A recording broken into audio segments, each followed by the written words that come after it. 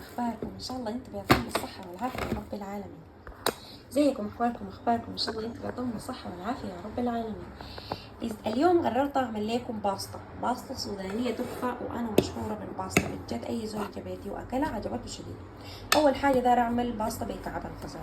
الطريقه كالاتي: جبتها بس دقيق سمولينا، حمصته في النار تحمصيه لما ياخد اللون الذهبي ده، وضفت عليه معلقه كبيره كاكاو ومعلقتين كبار من السمنه. تمام. بحمص بس حصل لكم خطوات التحميص عشان ما ياخد وقت، لانه الدقيق بتاع السمولينا، وتحطي معلقه من الدقيق العادي وتحمصيهم في النار لحد ما ياخد لون السمولينا يتغير من اللون الاصفر الى اللون البني، بس تأكدي انه ما يحرق، يعني حبة التحريك المستمر السريع. وبعد ذاك بتضيفي معلقة كبيرة كاكاو ومعلقتين كبار من السمنة. وتاني حاجة في برضو عشان يكون السر والطعم خرافي لكعب الغزال، بنضيف معلقة كبيرة جوز الهند معلقتين من جوز الهند ومعلقتين ونص كوب من لبن البودرة. تمام. وبعد ذاك بتحركي بالطريقة دي، بتطفي اصلا على النار. بعد ما تحمص الدقيق بتطفي على النار وبتخلي باقي المكونات بس بتضيفي اضافات ساية، بتحركي لحد ما تاخدي تعملي عجينة متماسكة. تضيفي معلقتين من الشيريا. طبعا الشيريا جهزتها من امس بالليل وخطيتها في الثلاجة، وكل ما كانت باردة بتكون أفضل وبتكون أحلى. البسبوسة تطلعيها من الفرن ساخنة وتزقيها وتزقيها بالشيريا، والشيريا تكون باردة طالعة من الثلاجة أو طالعة باردة، عشان هي بتشرب الشيريا وبتكون بعد ذاك تتنفخ وتدينا اللون الجميل الخرافي. تمام. الخطوة بعد ما خلصنا كده دي، زي ما شايفيني انا عملت ميكس بقى زي لون الرملة كده. طبعا اللون بالشاف زي الماسمح، لون شين بس اوكي. بتقوموا تجيبوا الشيريا اللي جهزتوها، تشيلوا منها معلقتين كبار من الشيريا زي ما قلت لكم جهزتها من امبارح، معلقتين كوبايتين سكر وكوبايه واحده من المويه. دي الطريقه. بعد ذاك بتضيفي عليها بهارات عشان تكون حلوه: قرفه، معلقه صغيره قرفه، ومعلقه صغيره من معلقه قرفه، ومعلقه من القرنفل والهبهان.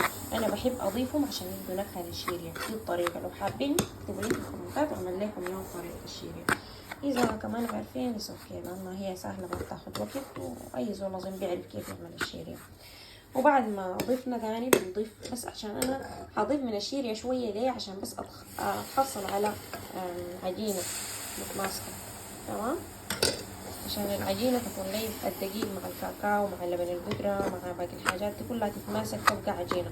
ولو حسيت انه عايزة سمنة ممكن اضيف شوية سمنة، معلقة كبيرة تاني من السمنة، واحرك.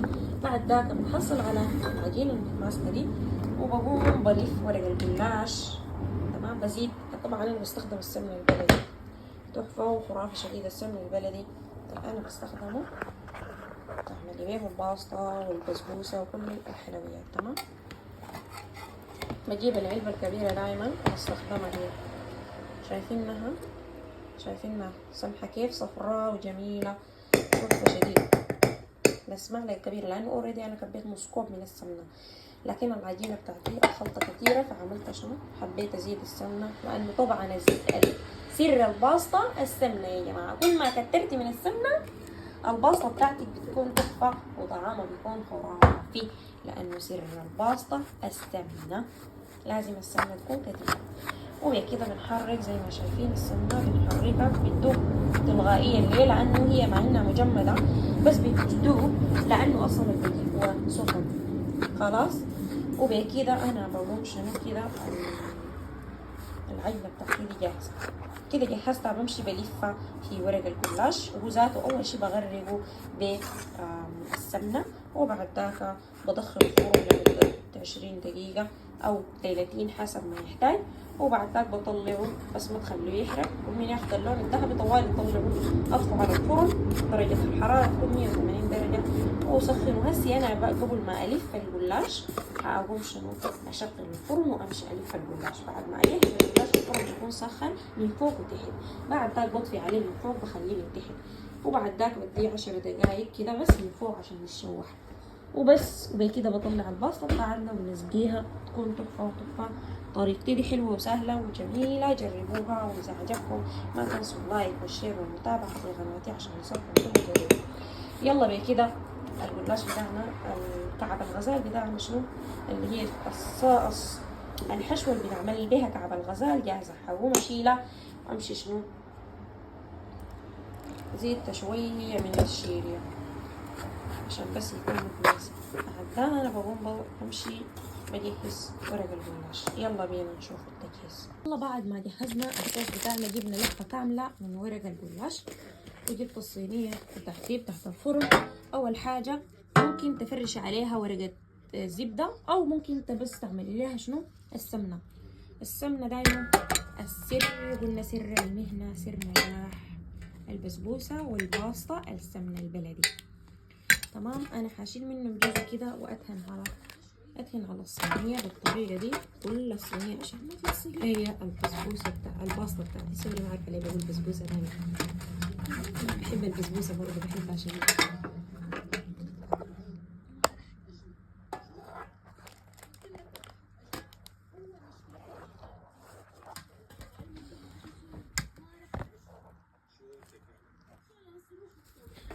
تمام. جبنا لفينا كده دي وشغلت الفرن على درجة حرارة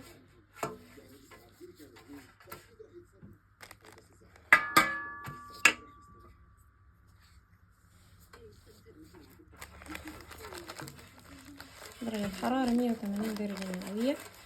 وكده الصينية بتاعتنا مدهونة جاهزة.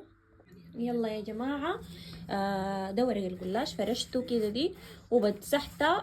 طبعا بتفرشيه ورقة ورقة تفكيه، وهو بيكون ورق كتير ما عارفة من 10 ولا 12 ولا 20 حسب اللفة حسب كمية اللفة. فرتقيه وتمسحيه زي ما الطريقة دي. طبعا زي ما شايفين انا هنا اختصرت، بدأت اختصر الخطوات. عملت شنو، جبت الصينية ومسحت بين كل ورقة وورقة، طلعتهم فرقتهم مسحتهم بالزبدة شايفين عشان ما يتوصلوا. لأن أنا عايزة 5 ورقات أدبلها مع بعض عشان أعمل مكعب كعب الغزال عشان يطلع لي حلو وظريف وشهي. لازم يتغرق بالسمنة دي كده. لفة. تمام. بطلع عملت 5 ورقات. تمام زي ما شايفين على الطريقة دي.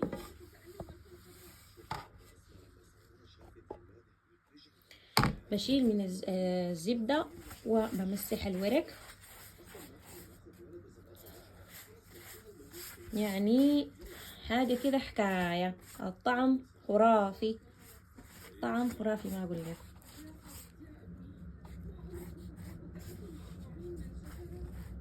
اوكي. وبعد ما مسحتها كده بقوم برجع الورق الجبال، لأنه أنا طلعت ورقة ورقة مسحتها بين الورق كل ورق تمسحيه بالزبدة بالطريقة دي. اوكي. بتطلعي الورقة دي تحطيها في أخواتها هنا كده، وبعد الورق ده بتلميه لللفة اللي بعدها. اجهز ديك وبعد ذاك نيجي نعمل اللي بعده. تمام.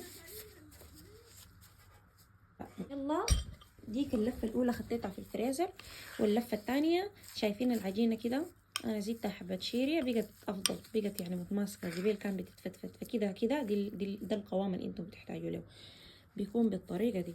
تمام. هنحطه كده في طرف الحافة تحت الورقة ونرصه حوالين الورقة كلها في الحافة، وبعد ذاك نبدأ نرول لحد النهاية عشان نتحصل على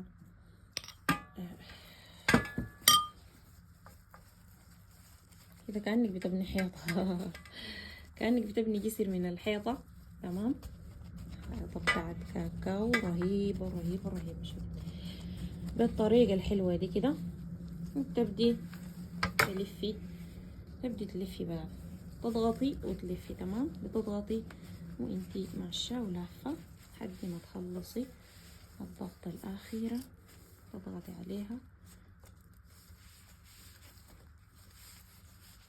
وكل ما زقيتيها قلنا بالهنا شايفينها فعلا اتماسكت بقت حلوة. كيف دي كانت شوية مفتفتة لأنه الشيريا كانت خفيفة في العجنة. تضربيها ضربة خفيفة كده عشان تتماسك، وبتشيليها تحطيها في الفريزر ونطلع ديكا. شفتوا كيف طلعت تحفة. بعد ذاك بيجي اقطعها وارصها في الصينية وبدخلها الفرن في 30 درجة حرارة، 200 أو 180 درجة حسب درجة حرارة فرمك لمدة نص ساعة. تدي 20 دقيقة وتيجي تقلبيها تتأكدي إنها ما محروقة، وبعد ذاك شنو تزقيها بالشيرية بعد ما تستوي. يلا يا حلوين أوريكم الصورة النهائية. هي نقطع بالطريقة دي بعد طلعتها من الفرن، اديتها بس درجة هناي دقيقة واحدة دقيقة واحدة في الميكرو في الفريزر سوري. بجي برصها في الصينية بتاعتنا بالشكل ده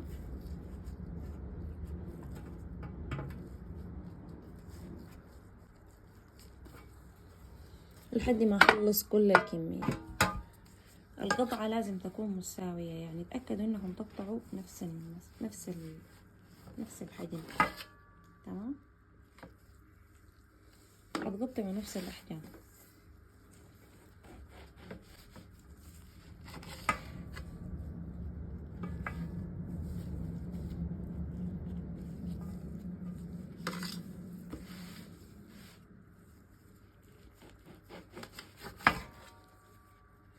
حاجة خلاص زي ما شايفيني كده قطعت كل الصينية وجهزتها، وعملت حتى لفة تانية من غير بطريقة تانية بس بفستق من غير ورق كعب الغزال، خلطة يعني تانية بمكسرات ساي، عملت منها نوع بالجمال.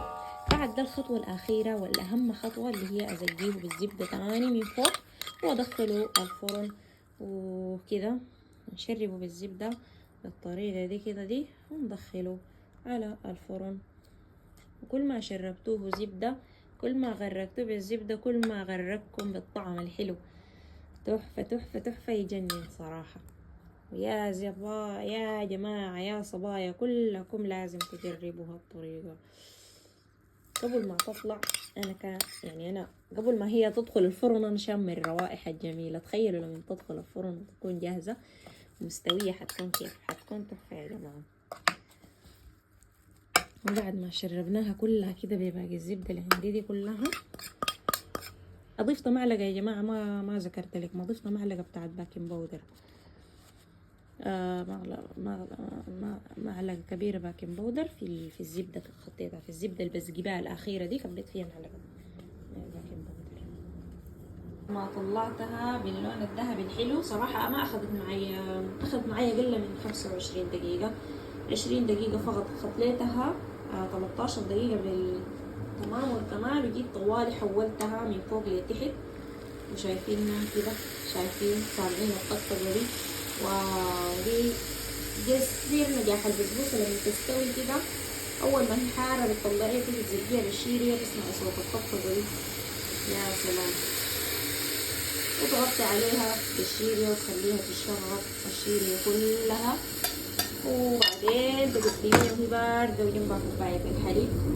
أحلى باسطة سودانية، جربوها وبالجد حتعجبكم. يا بعد ما تبرد بتكون أحلى. تحطوها في